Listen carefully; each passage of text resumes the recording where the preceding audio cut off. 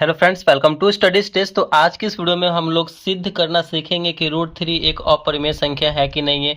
यहाँ पे root three की जगह में रूट फाइव दे दिया रहेगा, रूट दो दे दिया रहेगा, रूट सात दे दिया रहेगा। अगर इस तरीके से दिए रहते हैं तो वो भी क्वेश्चन जो है बिल्कुल इसी प्रकार सॉल्व होंगे। और ये करने के बाद जो है आपके बोर्ड एग्जाम में जो है मैट्रिक के 2 से 3 नंबर एकदम पक्का 100% जो है आपका कन्फर्म ही हो जाएगा। तो अच्छे तरीके से इस वीडियो को देखिए और बहुत ही आसान भाषा में यहाँ पे हम आपको सिखाने वाले हैं। ठीक है, देखिए यहाँ पे हमारा क्वेश्चन है, सिद्ध करें कि रूट थ्री एक अपरिमेय संख्या है। जब भी अगर इस तरीके से दिया रहे कि सिद्ध करें कि रूट थ्री एक अपरिमेय संख्या है, रूट पांच एक अपरिमेय संख्या है, तो हमें हमेशा उसका उल्टा मानना है। ठीक है, यहाँ पे रूट थ्री एक अपरिमेय संख्या बोल रहा है तो हम क्या मानेंगे, माना कि रूट थ्री एक परिमेय संख्या है। ठीक है, हमें इस प्रकार मानना है। चलिए तो क्या लिखेंगे यहाँ पे, हम पहले हल लिखते हैं, इसको सॉल्व करना स्टार्ट करते हैं। तो बोल यहाँ पे लिखेंगे हम, माना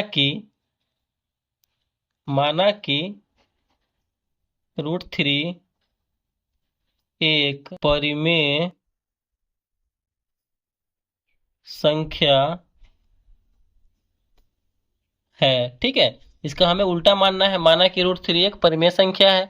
जब हम परिमेय संख्या मान लिए हैं इसको, तो परिमेय संख्या मीन्स क्या होता है, परिमेय संख्या किस रूप में होता है, तो परिमेय संख्या p बटे क्यू के रूप में होता है, यानी बटे के रूप में होता है। तो हम यहाँ पे लिख सकते हैं root three equal to P बटे में क्यू लिख सकते हैं, क्योंकि रूट थ्री को जब परिमेय माने हैं तो परिमेय जो होता है हमारा बटे के रूप में होता है, पी बटे क्यू के रूप में होता है। तो यहाँ पे root three equal to P बटे क्यू हो गया। ठीक है, ये थोड़ा सा भाषा वाला क्वेश्चन है, तो आप अच्छे तरीके से देखते चलिए, समझते चलिए। कुछ कुछ पॉइंट है जो आपको याद करने वाला भी है, तो वो भी आप समझते चलिए। ठीक है, तो यहाँ पे पी बटे क्यू हमारा क्या है, जहां पी और क्यू एक सह अभाज्य संख्या है। ठीक है, p और q एक सह अभाज्य संख्या है। देखिए, सह अभाज्य कहने का मतलब क्या है, सह अभाज्य कहने का मतलब है कि p और q में एक के अलावा कोई दूसरा गुणनखंड नहीं होगा। ठीक है, एक से या फिर वो स्वयं से ही कटेगा, एक के अलावा कोई दूसरा गुणनखंड इसमें नहीं होगा, तो वही हमारा सहभाज्य कहलाता है। चलिए बिल्कुल अच्छे तरीके से समझते चलिए। इतना करने के बाद हम क्या करेंगे, दोनों तरफ वर्ग करेंगे। तो यहाँ पे हम लिखेंगे दोनों तरफ वर्ग करने पर, दोनों तरफ वर्ग करेंगे तो हमारा क्या हो जाएगा, रूट थ्री का square equal to P square बटे में क्यू स्क्वायर होगा कि नहीं होगा, बिल्कुल होगा। तो इसको आगे सॉल्व करेंगे, तो यहाँ पे रूट थ्री का स्क्वायर करेंगे तो क्या हो जाएगा, रूट से स्क्वायर कैंसिल हो जाएगा, तो बचेगा हमारा three equal to P square बटे में क्यू स्क्वायर। ठीक है, इसको हम कैसे लिख सकते हैं, इस तीन के नीचे कुछ भी नहीं है तो एक हो सकता है, बिल्कुल एक होगा। तो तिरछा गुना करेंगे तो इसके नीचे कुछ भी नहीं है तो एक लिख सकते हैं। तिरछा गुना करेंगे तो यहाँ पे हो जाएगा हमारा पी स्क्वायर इक्वल टू, इसमें करेंगे तो हो जाएगा हमारा थ्री क्यू स्क्वायर। देखिए यहाँ पे जो है पी स्क्वायर में अगर इस तीन को इधर गुना में है, बराबर के इधर लाएंगे तो भाग में हो जाएगा पी स्क्वायर बटे तीन, यानी पी स्क्वायर जो है तीन से क्या हो रहा है, तो विभाज्य हो रहा है। जब पी स्क्वायर में तीन से भाग लग रहा है तो पी में भी तीन से भाग लगेगा। यहाँ पे लिखेंगे चूंकि पी स्क्वायर तीन से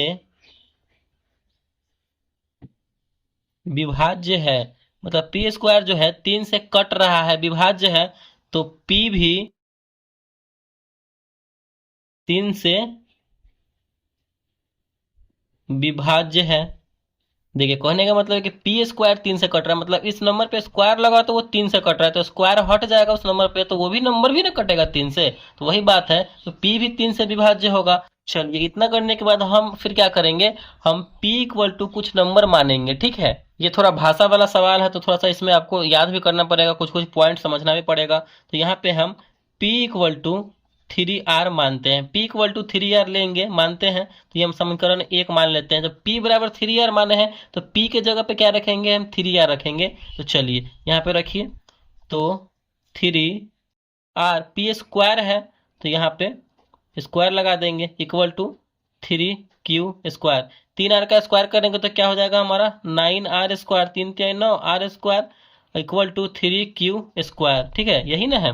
चलिए यहाँ से देखिए फिर आगे, इस 3 को हम क्या करेंगे, इधर लाएंगे तो हमारा हो जाएगा 9r² इधर है, इस 3 ये गुना में है, बराबर किधर आएगा तो भाग में हो जाएगा, 3 इधर आ जाएगा इक्वल टू क्यू² बच जाएगा। ठीक है, 3 से ये 9 कट जाएगा, 3 तिहाई 9, तो हमारा क्या बचा 3r² इक्वल टू क्यू²। ये गुना में है 3r के, बराबर किधर जाएगा तो भाग में आ जाएगा, यानी क्यू² भी अब क्या करेगा 3 से कट जाएगा, भाग में आएगा तो क्यू² 3 से कट रहा है कि नहीं कट रहा है। तो यहाँ पे देखिए बगल में यहाँ पे हम लिखते हैं, चूंकि क्यू² भी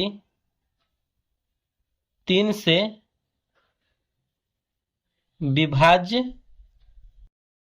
है, ठीक है, तो क्यू भी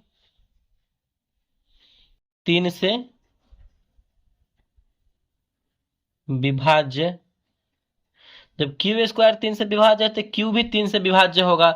लेकिन यहाँ पे समझने वाली बात देखिए, p² भी 3 से विभाज्य है तो p भी 3 से विभाज्य होगा, क्यू² भी 3 से विभाज्य है तो q भी 3 से विभाज्य होगा। लेकिन यहाँ पे हम p और q को क्या माने हैं, p और q को हमारा क्या है तो सअभाज्य संख्या, p और q क्या है तो सअभाज्य संख्या, और सअभाज्य संख्या यानी कहने का मतलब है कि इसमें p और q में एक के अलावा कोई ऐसा गुणनखंड नहीं है जो कटे एक या फिर स्वयं के अलावा। ठीक है, लेकिन यहाँ पे p और q जो है 3 से भी कट रहा है, जो कि ये गलत है, विरोधाभास है, ये इसका उल्टा है।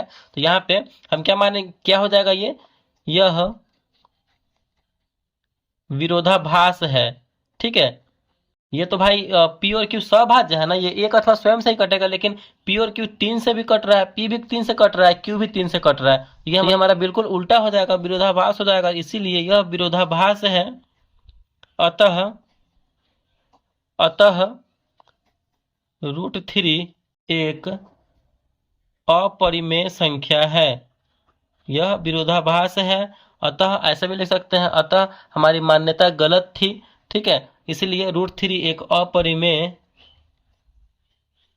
संख्या है। तो इस तरीके से जो है हमें सिद्ध करने वाले प्रश्न को इसी प्रकार सॉल्व करना है, कोई भी रहे √5, √7, √2, इसी तरीके से आप बनाइएगा। अच्छे तरीके से 2 से 3 बार इस क्वेश्चन को, इस वीडियो को देखिए और समझिए। ठीक है, तो वीडियो पसंद आया, समझ में आया तो प्लीज वीडियो को लाइक कीजिएगा, चैनल पर नया है तो चैनल को सब्सक्राइब जरूर कीजिएगा। Thank you.